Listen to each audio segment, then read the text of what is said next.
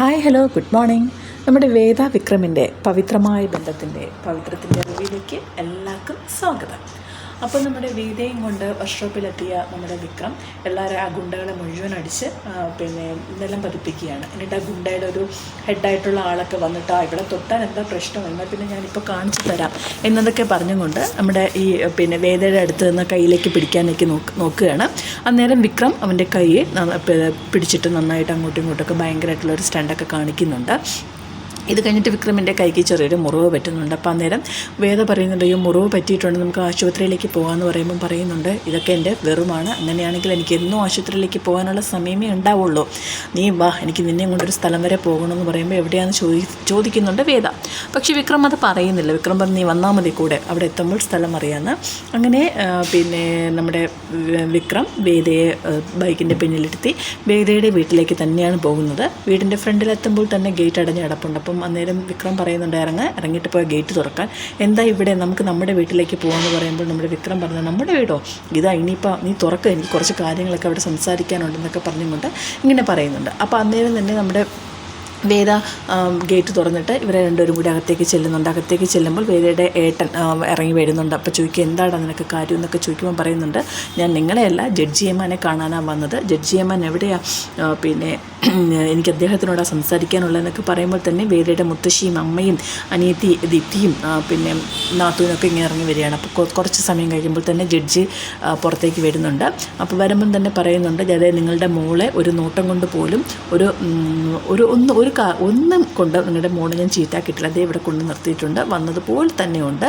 അതുകൊണ്ട് ഞാനൊരു തെറ്റ് ചെയ്തു, ഈ താലി കെട്ടിപ്പോയി എന്നുള്ളൊരു തെറ്റ് ഞാൻ ചെയ്തിട്ടുണ്ട്, അതെങ്ങനെയെങ്കിലും ഒന്ന് ക്ഷമിക്കണം, അത് ഞാൻ അറിയാതെ പറ്റിയ എൻ്റെ ഒരു തെറ്റാണ്, അതുകൊണ്ട് അതിലേക്ക് എന്നെ ഇനി വലിച്ചഴിക്കരുത്. എൻ്റെ വീട്ടിലെ ഞാൻ ഈ ബഹളങ്ങളും അക്രമങ്ങളും കാട്ടിയിട്ട് ഞാൻ എൻ്റെ വീട്ടിലേക്ക് ചെല്ലുമ്പോൾ എനിക്ക് എൻ്റെ അമ്മയോട് സംസാരിക്കുമ്പോൾ മാത്രമായിരുന്നു ഒരു ആശ്വാസം കിട്ടുന്നത്. പക്ഷേ ഇപ്പോൾ ആ അമ്മയും എനിക്ക് നേരെ തിരിഞ്ഞിരിക്കുകയാണ്. ആ വീട്ടിൽ വന്നതിന് ശേഷം എൻ്റെ വീട്ടിൽ അങ്ങനെ വന്ന് കയറുമ്പോൾ തുറന്ന് കയറ്റുന്ന ഒരു പ്രകൃതമല്ല, ഞങ്ങൾ നിങ്ങളുടെ അത്ര സ്റ്റേറ്റസ് ഒന്നും ആൾക്കാരല്ല.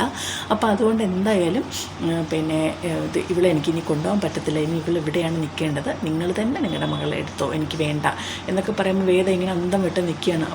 അപ്പോൾ എന്നിട്ട് ജഡ്ജി ഒന്നും മിണ്ടാതെ ഇങ്ങനെ കേട്ടുകൊണ്ട് നിൽക്കുകയാണ്. അപ്പോഴത്തേക്കും മറ്റേ ആൾ വേണ്ടാതെ വേദയുടെ ബ്രദർ വീണ്ടും വന്ന് എന്താടാന്നൊക്കെ ചോദിക്കുമ്പോൾ പറയും, എനിക്ക് നിന്നോടല്ല സംസാരിക്കുന്നത്, നീ അങ്ങോട്ട് മാറി നിൽക്കുമെന്ന് പറഞ്ഞിട്ട് യുവർ ഓണർ എന്നൊക്കെ വിളിച്ച് തന്നെയാണ് വേദയുടെ അച്ഛനോട് സംസാരിക്കുന്നത്. അപ്പോൾ എന്നിട്ട് വേദയോട് നിർത്തിയിട്ട് ഇങ്ങനെ പോകുമ്പോൾ വേദ വിളിക്കുന്നുണ്ട്, വിക്രം വേണ്ട എന്നൊക്കെ. അപ്പോൾ മൈൻഡ് ചെയ്യാതെ അവൻ ബൈക്ക് എടുക്കുന്നുണ്ട്. നേരെ മുത്തശ്ശിയും വിളിക്കുന്നുണ്ട്, മോനെ അവിടെ നിൽക്കുന്നൊക്കെ. വിക്രം അതൊന്നും മൈൻഡ് ചെയ്യാതെ ബൈക്ക് എടുത്തങ്ങ് പോകുന്നുണ്ട്. അപ്പോൾ ഇതിനിടയിൽ തന്നെ നമ്മുടെ വിക്രമിൻ്റെ അമ്മ കമലയും ഏട്ടത്തിമാരായ നന്ദിനിയും ശ്രീജയും ഒക്കെ ഇങ്ങനെ വിക്രം എവിടെയാണ് പോയെന്ന് പറയുമ്പോൾ നന്ദിനിക്ക് അത്ര ഇഷ്ടമല്ലല്ലോ വേദയെ കൊണ്ടുവന്നതൊന്നും.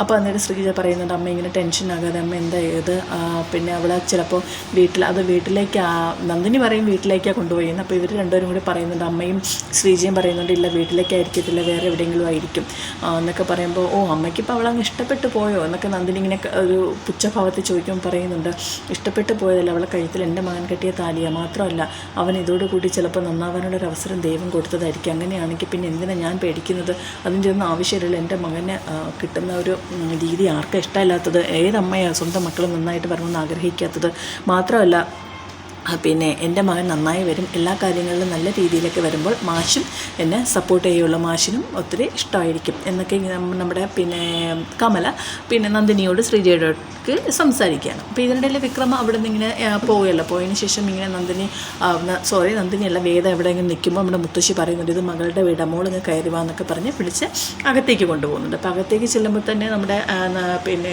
വേദയുടെ അനിയത്തി ദീപ്തി പറയുന്നുണ്ട്, ചേച്ചി എന്ത് ഭാവിച്ചു ഇതാണെന്നൊക്കെ പറഞ്ഞ് ദേഷ്യപ്പെടുമ്പോൾ നമ്മുടെ ജഡ്ജി വേദയുടെ അച്ഛൻ വന്നിട്ട് പറഞ്ഞു, നീ അകത്ത് കയറിയോ, എന്നാൽ പിന്നെ താലിയും കൂടെ അയച്ച് വെക്ക്. അങ്ങനെ പറയുമ്പോൾ വേദ പറയുന്നുണ്ട്, അതൊന്നും പറ്റത്തില്ല, വിക്രമിനെ ഞാൻ കണ്ടതാണ്, അവനെ എത്രത്തോളം എന്നെ സുരക്ഷിത ഒരു സ്ത്രീക്ക് വേണ്ട എല്ലാ ഗുണമാണ് ഞാൻ അവനിൽ നിന്ന് കണ്ടത്, അല്ലാതെ പണം ഒന്നിനും മേൽ പറക്കുന്നതല്ല. ഞാൻ കണ്ടത് അവനെ ഒരു സ്ത്രീ എത്രത്തോളം സുരക്ഷിതമായിട്ട് കൊണ്ടുപോകാൻ പറ്റും. ഈ 2 ദിവസം കൊണ്ട് ഞാൻ മനസ്സിലാക്കിയെങ്കിൽ ഈ ഒരു ജന്മം എനിക്ക് അവനെ കൊണ്ട് നന്നായിട്ട് ഒരു ഗുണമുണ്ടാകുമെന്ന് തന്നെയാണ് പ്രതീക്ഷ എന്നൊക്കെ പറഞ്ഞ് വിക്രമിനെ സപ്പോർട്ട് ചെയ്ത് തന്നെയാണ് നമ്മുടെ വേദ സംസാരിക്കുന്നത്. അന്നേരം ജഡ്ജിക്ക് ദേഷ്യം വന്നിട്ട് തിരികെ അകത്തേക്ക് മുകളിലേക്ക് കയറി പോകുന്നുണ്ട്. അപ്പോഴത്തേക്കുള്ള അനിയത്തിയൊക്കെ പറയുന്നുണ്ട്, ചേച്ചിയെ ഇഷ്ടപ്പെട്ടു ഇഷ്ടപ്പെട്ട അല്ലെങ്കിൽ ആഗ്രഹിക്കുന്ന ഒരാളുണ്ട്, ദർശൻ ചേട്ടൻ. ആ ദർശൻ ചേട്ടനെ ചേച്ചി ഇപ്പോഴും ചേച്ചിക്ക് വേണ്ടി ഇപ്പോഴും കാത്തിരിക്കുകയാണ്. ചേച്ചി എന്തിനത് കളയുന്നതെന്നൊക്കെ പറയുമ്പോൾ നമ്മുടെ ഇടയ്ക്ക് നമ്മുടെ ദർശൻ ആ വീട്ടിൽ ചെന്ന ഒരു ഒരു റിവ്യൂ ഒക്കെ കാണിക്കുന്നുണ്ട്. അത് കഴിഞ്ഞിട്ട് ദർശൻ്റെ കാര്യങ്ങളൊക്കെ പറയുമ്പോൾ വേദ ഇങ്ങനെ അതൊക്കെ ചിന്തിക്കുന്നുണ്ട്. എന്നിട്ട് അവരും നന്ദിനിയും പിന്നെ ബ്രദറും ഒക്കെ പോയി ഉറങ്ങാനായിട്ട് പോകുമ്പോൾ തന്നെ നമ്മുടെ മുത്തശ്ശി ഒന്നും പറയാതെ ഇങ്ങനെ നിൽക്കുന്നുണ്ട്. എന്നിട്ട് നമ്മുടെ വേദ താലിയിലേക്ക് ഇങ്ങനെ പിടിച്ചു നിൽക്കുന്നുണ്ട്. എന്താ ചെയ്യണത്? അവളുടെ തീരുമാനം ശരിക്കും വിക്രമിനൊപ്പം ജീവിക്കാൻ തന്നെയാണ്. അവൾ പിന്നെ എന്തായാലും ഇപ്പോൾ വിക്രമൻ ഇവിടെ കൊണ്ട് വിട്ടതോടുകൂടി അവളോട് അവളുടെ അച്ഛൻ ജഡ്ജി പറഞ്ഞല്ലോ, നിനക്ക് താലി അഴിച്ചു വെച്ചിട്ട് നിനക്കിവിടെ എൻ്റെ മകളായിട്ട് ജീവിക്കാം, മറ്റൊന്നും വരാത്ത രീതിയിൽ ഞാൻ നോക്കിക്കോളാം, അല്ലാതെ അവനൊരു ഗുണ്ടായിട്ട് നടക്കുന്ന അവനൊപ്പം ജീവിക്കാനാണ് നിൻ്റെ താല്പര്യമെങ്കിൽ പിന്നെ നീ ഇവിടെ ഇനി ആരെങ്കിലും ഉണ്ടെന്നും പറഞ്ഞ് നീ ഇങ്ങോട്ട് വരേണ്ട ആവശ്യമില്ല, തിരിഞ്ഞു നോക്കേണ്ട കാര്യമില്ല എന്നൊക്കെ തറപ്പിച്ച് തന്നെയാണ് വേരയുടെ അച്ഛൻ പറഞ്ഞിട്ട് പോയത്. എന്നിട്ട് വേരയുടെ അമ്മ ആശ്വസിപ്പിക്കാനായിട്ട് അടുത്ത് ചെല്ലുമ്പോൾ തന്നെ അദ്ദേഹം പറയുന്നുണ്ട്, വേണ്ട നീ കയറി വന്ന്. അങ്ങനെ അവർ കയറി പോകുന്നുണ്ട്. അങ്ങനെ അത് കഴിഞ്ഞിട്ട് ഇനിയിപ്പം നാളത്തെ റിവ്യൂ എന്ന് പറയുന്നത് നമ്മുടെ വേറെ എന്തായാലും വിക്രമിൻ്റെ വീട്ടിലേക്ക് ചെല്ലുന്നുണ്ട്. അപ്പം മറ്റേ ഓട്ടോ ഓട്ടിക്കുന്ന രാധ ഉണ്ടല്ലോ അവിടെ ഉണ്ട്. അപ്പോൾ രാധ ഈ വേരയോട് പറയുന്നുണ്ട്, ഇത് ഞാൻ കെട്ടാൻ പോകുന്ന ഇവിടുത്തെ മരുമകളാകാൻ പോകുന്ന വീടെന്നൊക്കെ പറയുന്നുണ്ട്, നീ മരുമകളാകാൻ പോകുന്നതിലേ ഉള്ളൂ, ഞാൻ ഇവിടുത്തെ മരുമകളാന്നൊക്കെ പറഞ്ഞ് വേദയും തർക്കിക്കുന്നുണ്ട്. അങ്ങനെ അവർ തമ്മിലുള്ളൊരു സംഭാഷണം അവിടെ നടത്തുന്നുണ്ട്. അങ്ങനെയൊക്കെയാണ് നാളത്തെ റിവ്യൂ എന്ന് പറയുന്നത്.